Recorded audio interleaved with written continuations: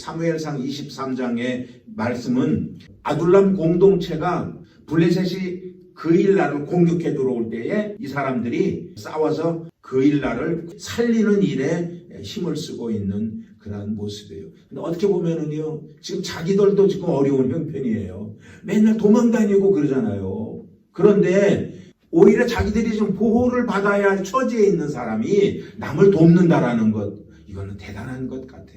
어떻게 이런 일을 할 수 있을까 하는 생각을 아니할 수가 없습니다. 그런데 이렇게 행동을 하는 주요 원인이 무엇일까? 다윗이 이리 도망다니고 저리 도망다니고 그러는 고난 속에서 하나님의 도우심이 있고 그것을 고난 속에서 발견한 거예요. 물론 다윗이요, 실수도 많이 했어요. 얼마나 많은 실수를 했어요.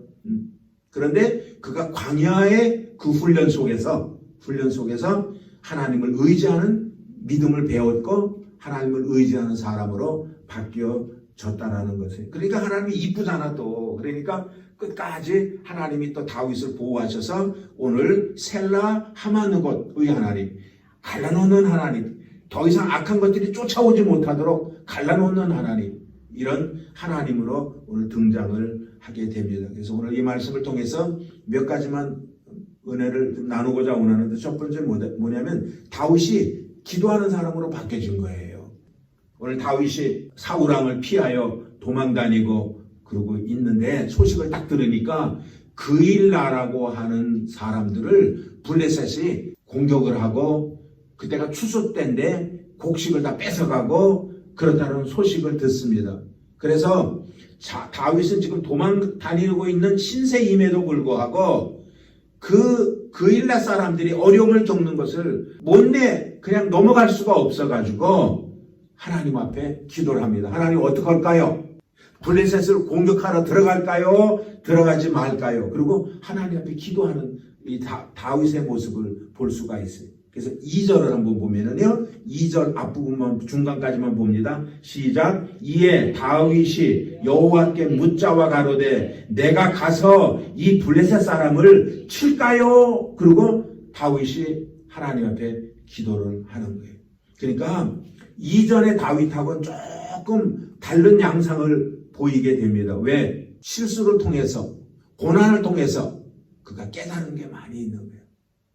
전에는 그냥 막 도망다니게 볼일 못 봐가지고 생각도 없이 기도도 안 하고, 그리고 말씀으로 삶을 살았던 다윗이 칼 달라고 그러고 그랬던 사람이에요. 그런데 이제는 다윗이 침착하게 하나님 앞에 기도를 합니다. 하나님의 뜻이 무엇인가요? 성경에 보면은 이 광야라고 하는 곳이 훈련받는 장소인 걸 알 수가 있어요. 그래서 모세도 광야에서 다시 하나님을 만나. 거기서 기도하면서 그가 거기서 하나님을 만나. 예수님도 보세요.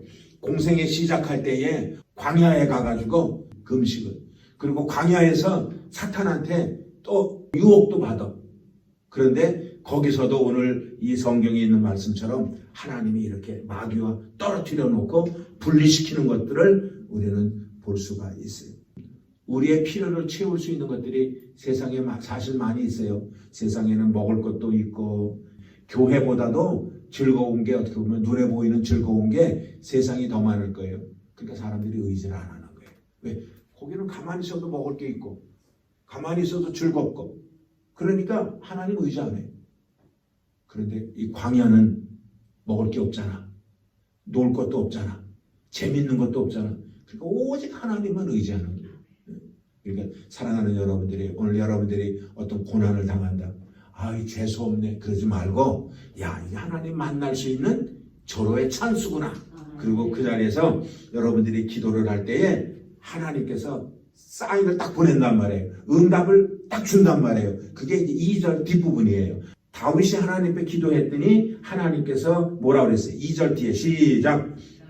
여호와께서 다윗에게 이르시되 가서 블레셋 사람들을 치고 그일라 사람을 구원하라 라고 하는 하나님의 사인이, 응답이 딱 떨어지는 거예요. 그래서 이 하나님의 뜻이구나. 하나님이 구원하라고 그러나 보다. 그래서 가려고 그래. 그런데 문제가 딱 터진 게 뭐냐면은 400명의 공동체 사람들이 있잖아. 모였던 사람들이 반대를 하는 거예요. 미쳤습니까 지금? 우리도 지금 도망다니고 우리도 지금 신돈반인데 누구를 우리가 가서 돕습니까? 아이고 그런 거 하지 맙시다. 그러는 거 사람들이. 그러면은 다 모든 사람들이 와서 어저께 뭐라 그랬어요? 우리의 장관이 돼주세요. 우리의 임금이 돼주세요. 우리는 너무 힘들어요. 우리는 환난을 받은 사람들이에요. 그러니 우리 좀 도와주세요. 그리고 사람들이 400명이 온 사람이니까 내가 하겠다는데 따라와! 이럴 수도 있잖아요. 다윗이. 근데 다윗이 달라졌어요. 다윗이 일방적으로 안 해. 그리고 하나님 앞에 다시 기도를 해. 다시 기도를 해. 하나님 어떡할까요? 이 사람들이 반대하는데요. 하나님을 가면 분명히 이긴다고 그랬는데 이 사람들이 반대를 해요. 하나님 어떻게 쓰면 좋겠어요? 그리고 하나님 옆에 또 기도를 해요. 그러니까 하나님이 가래니까? 그래. 근데 가라고 그러는데 이 사람들이 안 가는 걸 어떡하냔 말이에요. 그런데 다윗이 기도하는 모습을 보고는 사람들이 변합니다.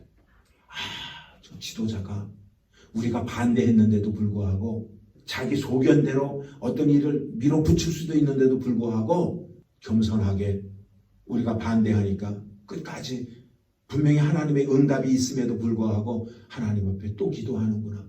야, 우리가 따라가자. 그래서 따라가겠다라는 거예요.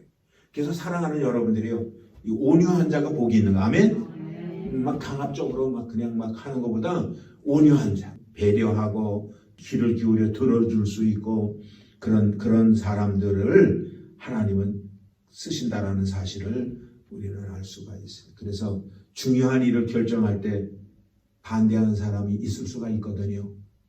나는 이렇게 하고 싶은데 이게 정석인데 이건 하나님의 뜻인데 사람들이 반대한단 말이에요. 그랬을 때 우리는 어떻게 행동을 해야 될 것인가 하는 것을 오늘 다윗을 통해서 우리는 오늘 한번 좀 다시 한번 생각해 보자 이거예요. 그래서 5절 한번 봐요. 5절 시작. 다윗과 그의 사람들이 그 일나로 가서 블레셋 사람들과 싸워 그들을 크게 도륙하고 그들의 가축을 끌어오니라. 다윗이 이와 같이 그 일나 거민을 구원하니라. 합력하여 이게 선을 이루는 거예요. 이렇게 아름다운 공동체가 이루어지니까 자기들도 지금 도망다니는 주제인데도 불구하고 그 일나를 살려내고 구원시키고 그러는 일들이 나타나. 그래서 다윗의 겸손이 큰 일을 했구나 하는 것을 볼 수 있어요. 두 번째입니다. 보호하시는 하나님을 우리가 볼 수가 있어요. 7절을 보면은요, 다윗이 그릴라에 온 것을 어떤 사람이 사울한테 가갖고 저기요 다윗 있어요. 다윗. 그러니까 뭐 사울은 지금 다윗 찾으려고 막 혈안이 돼 있는데 사람들이 와서 저기 다윗이 있다고 그러니 사울이 얼마나 좋아. 이야 절호의 찬스구나. 이제 다윗을 죽일 수 있는 기회가 찾아왔구나. 그래갖고 군대를 다 불러 모아가지고 그 도시를 포위를 하려고 그러는 거예요. 근데 이 위급한 순간에 다윗이 딱 보니까는 자기를 체포하려고 병력을 동원해가지고 포위를 하려고 그러니까 다윗이 위급하잖아요. 그러니까 하나님하고 의논하고 하나님 앞에 기도하고 물어보는 거예요. 그래서 12절 한번 봐요. 시작. 다윗이 가로되 그일라 사람들이 나와 내 사람들을 사울의 손에 붙이겠나이까. 여호와께서 가라사대 그들이 너를 붙이리라. 여러분, 사람을 살리는 공동체는 모여들게끔 되어 있어요. 죽이는 공동체는 줄어들지만 살리는 공동체, 이 다윗의 공동체는 자꾸만 사람이 불어서 400명인데 지금 600명으로 늘어가지고 600명의 사람들이 일단은 피신을 해. 일단 피신해. 여기 광야의 요새, 황무지 이렇게 이제 표현들을 하고 있어요. 그런 곳으로 이렇게 이제 피해. 그때 누가 찾아오냐면 요나단이 찾아옵니다. 찾아와서 요나단이 위로의 말을 전해줍니다. 사람이 힘들 때 누군가가 나를 찾아와서 이 위로의 말 한마디 전해주는 게 이게 얼마나 큰 복인지 몰라요. 근데 세 가지를 얘기를 해요. 세 가지를 제가 읽을게 보세요. 사울의 아들 요나단이 일어나 숲풀에 들어가서 이 다윗이 있는 숲을 요새 거기에 들어가서 다윗에게 이르러 그로 하나님을 힘있게 의지하게 하였는데, 그러니까 하나님을 힘있게 의지할 수 있도록 권면해주고 힘주고 용기를 북돋아주고 함께 손잡고 기도해주고 이러는 거예요. 이 요나단이. 그래서 힘을 잃어버렸던 다윗이 다시금 하나님을 힘있게 의지하도록 만들고, 그 다음에 17절 곧 요나단이 그에게 이르기를 두려워 말하라. 나의 부친 아버지 사울의 손이 너에게 미치지 못할 것이요. 우리 아버지가 너 못 잡을 거야. 그리고 안심을 시켜주는 거예요. 안심을 시켜줘요. 그 다음에 세 번째는 뭐라면 너는 이스라엘 왕이 되고 나는 너 다음이 될 것이고. 요나단은요 왕 아들이에요.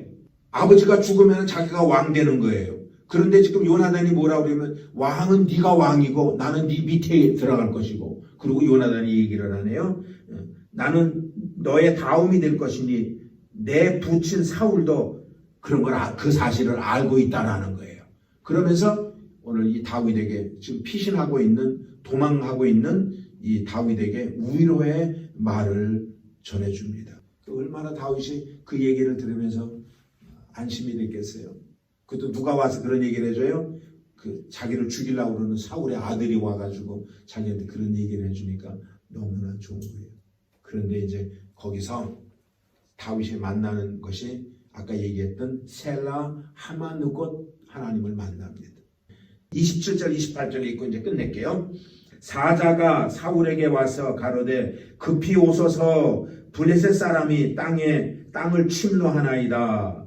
이에 사울이 다윗 쫓기를 그치고 돌아가더라 그랬어요. 이 얘기가 뭐냐면은 사울이 지금 다윗을 있는 곳을 알았어. 사람들이 알려줬으니까. 자, 이제 잡으러 가자 딱 그러는데 어떤 일이 생겼냐면은 병사 한 사람이 사울에게 막 달려오더니 사울 왕이여 큰일 났습니다. 지금 다윗 잡으러 가려고 그러는데 뭔데? 블레셋이 공격해 들어왔습니다. 급한 게 그게 급합니다. 왕이 어떡합니까? 그랬더니 그러면 다윗 잡으러 가는 것을 중단하고 보류하고 이거부터 하자. 그래서 갈라놓은 거예요. 이게 그거야. 그 얘기예요. 이해가 되시죠? 그래서 셀라 그곳을 하마누곳이라고 얘기를 했다.